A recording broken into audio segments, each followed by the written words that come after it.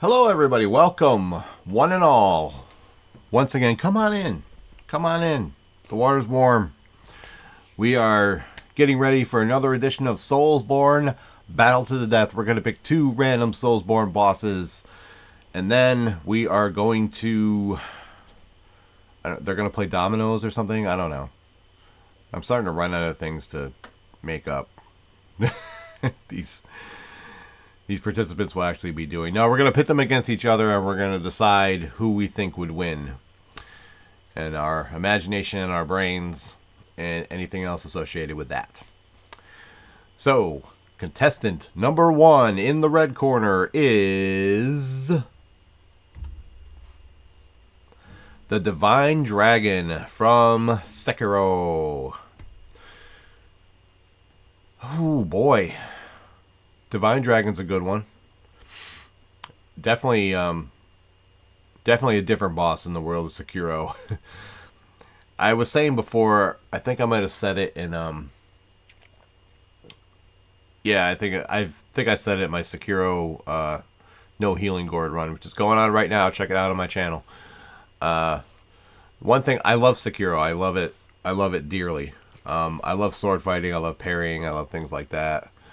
But the one thing I was always missing in Sekiro is going through that fog door and just marveling at what was behind it. You know, you never know what you're going to get with Miyazaki and SoulsBorne games. So, yeah, the Divine Dragon is one of those that lives up to that billing, you know, along with the Demon of Hatred.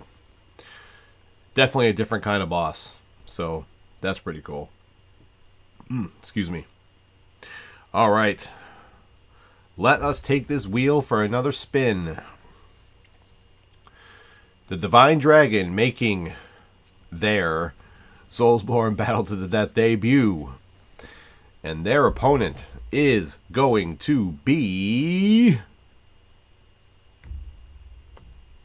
the One Reborn from Bloodborne. Ooh, boy, we're getting some heavyweight fights lately. That's some good stuff right there. Boy, I don't know. I can't even conceive of this fight happening, but that's the point of SoulsBorne Battle to the Death.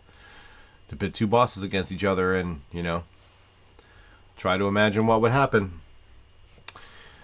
So, I guess we are going to go straight to the bios and let's have a look at the Divine Dragon. So, the Divine Dragon is an ancient god in the world of Sekiro, said to have come from the west long ago. It is enormous and beautiful and majestic. Wields a giant sword called the Seven Branch Sword, and also wields the power of wind, and also commands the Everblossom and its roots. There's really not much on the Divine Dragon, so I apologize. That's really all I have in terms of lore. Its only possible weakness is lightning, which I would think, being that high in the air, in the sky, above the clouds, causes it to suffer constant anxiety attacks. So, that's my view on the Divine Dragon. You have to face it in order to get one of the endings in the game. So, yeah, it's one of those bosses you really have to work to find, and it's kind of a gimmick boss, but it's also kind of a pain in the ass. So, yeah, that's pretty much it on the Divine Dragon. Not much in the way of lore on the One Reborn either. It is the result of an unholy ritual from the people of Yharnam, or whoever took, I don't know. Someone in Yharnam tried to use the people of Yharnam in an experiment to create, you know, to ascend from humanhood to the Great Ones. And the One Reborn was the final one, and that's what they came up with. At what point during the experiment do you, like, look at it and go, this isn't working, we're going to try something else? No, they decided to go all the way, and now they have this giant monstrosity in the middle of Yharnam. It's made up of grotesque, misshapen body parts, decayed body parts together, and there's a singular giant humanoid torso attached to the entire mass to control its being. So, yeah, it's not going to win any beauty contests, that's for sure. This is kind of a tough one to analyze because I think here you have two bosses that fight completely different ways. This isn't a traditional kind of melee and a little bit of ranged fighting or whatever. Divine Dragon is almost entirely reliant on long-range attacks, and the one Reborn, really to my knowledge, doesn't have that much in the way of long-range attacks.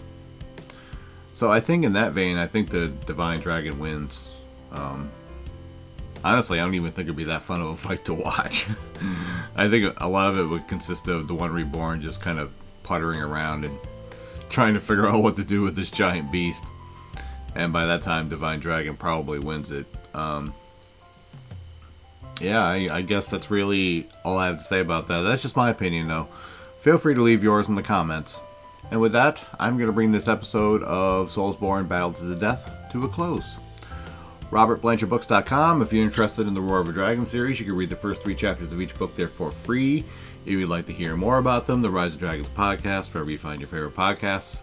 My link tree is Bobby's World 2110. There are links to everything associated with me, including links to my Instagram and Twitter, which is also Bobby's World 2110. On the channel, the Sekiro No Healing Gourd run is still ongoing, and you can always come back here next week for another episode of SoulsBorne Battle to the Death. So, that is going to do it for this episode. Until next week, be well, stay safe, and as always, it's Bobby's World, and you're all just living in it. See, I'll see you live, y'all. Bye! What's going on, guys? Thank you for checking out the video today, but I got a question for you. Did you know I wrote a book? Did you know I wrote 3 books? Did you know that they're all part of the same series? The Roar of a Dragon, The Treachery of a Weasel, and The Cry of a Raven. ReadersFavorite.com says that its intensity rivals that of the Game of Thrones series. Now, I personally think that's crazy, but it's not for me to judge, it's for you to judge. Go to RobertBlanchardBooks.com and you can check out the books right now. But wait, that's not all. All 3 books got 5-star reviews in ReadersFavorite.com. These books won the Silver Medal in the Literary Titan Awards. The Cry of a Raven won Silver at the Global eBook Awards. So what are you waiting for? Read about Aiden's dream to become a Knight of Delmar. Read about his death and resurrection. Oops, I gave that away, didn't I? And read about his journey back home from 3,000 years in the future to stop the evil that started in Delmar. Go to RobertBlanchardBooks.com. You can read the first 3 chapters of each book there for free. And then, if you're interested, you can buy the books there as well.